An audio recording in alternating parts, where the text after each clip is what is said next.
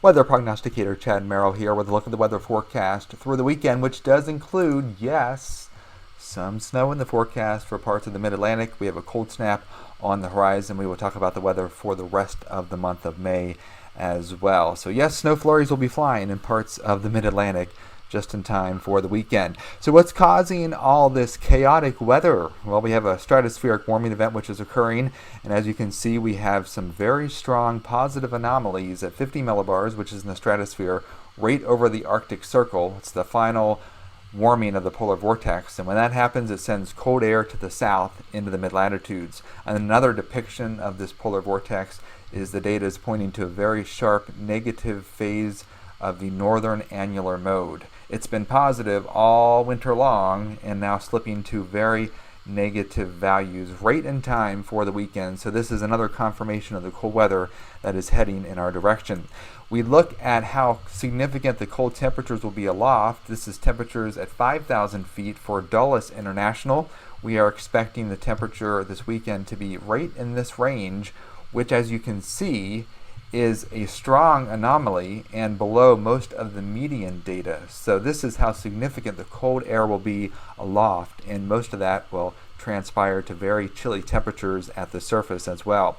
Although it's not unusual to have a freeze in early May, especially along the spine of the Laurel Highlands up and through northern Pennsylvania, where it can occur as late as May 11th through the 21st, but it is a little bit unusual to have a heavy frost in May along and east of I-99. That traditionally happens the 11th through the 21st of April.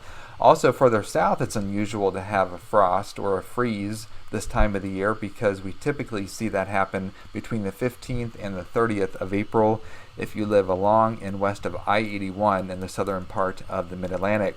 For the rest of the Mid-Atlantic, most of the areas along and east of I-95 see the last spring freeze during the month of April. And we'll talk right now about who's going to see what as we go throughout the weekend. So here we go. Here's the all-important forecast.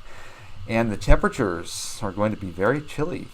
As a matter of fact, it's going to feel even colder with the wind gust of 45 miles per hour across the entire Mid-Atlantic on Saturday.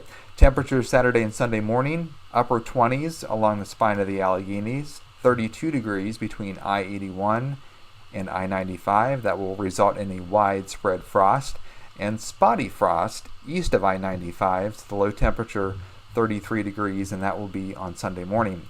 We are expecting 1 inch of snow across the Laurel Highlands, 2 inches of snow up towards Punxsutawney, but the higher elevations like Davis, West Virginia, Kaiser's Ridge, and also Laurel Summit will see that 1 inch of snow. So we will see freeze warnings and frost advisories over the weekend, so cover those flowers, especially across I-81 and points west where the low temperature will be below freezing for several hours. Looking at the rest of May, one analog year that I've noted is May 4th, 2013.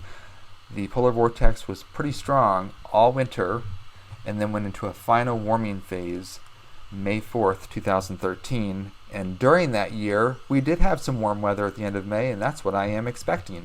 The final frost of the season will be west of I-81 around May 21st. East of I-81, this will be the final heavy frost or freeze of the season coming up this weekend, but we have to wait until May 21st west of I-81.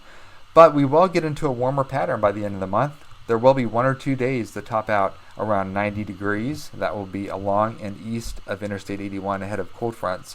But the long-term summer heat will get into full swing in the Mid-Atlantic between June 15th and June 20th. Don't forget to log on to almanack.com. You can get a hard copy of the Almanack and also sign up for the Almanack in digital format from your friends here at the Hagerstown Almanack. Everyone have a great day.